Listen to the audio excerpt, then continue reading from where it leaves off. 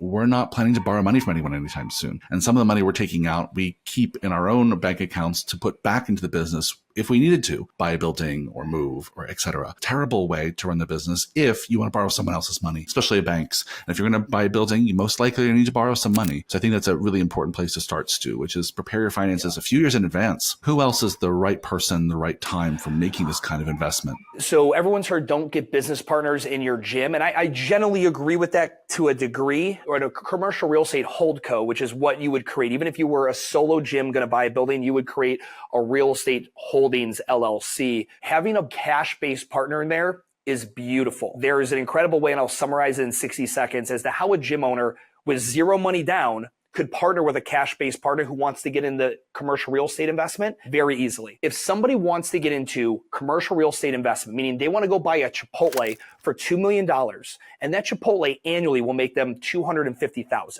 Okay, that's what a typical investor would do. A typical investor on that property has to come out 30%. So 30% of the sales price. However, you, my friend, you're Charlie with the Wonka golden ticket. Because you're a small business owner, you can form a real estate holdco partnership with this cash-based investor, probably one of the 1%ers that are a member or a client at your gym. And you now only have to come out with 10%, okay, because you get the access to the SBA loan programs that require only 10% down. So for the cash-based investor, you just saved them 20%.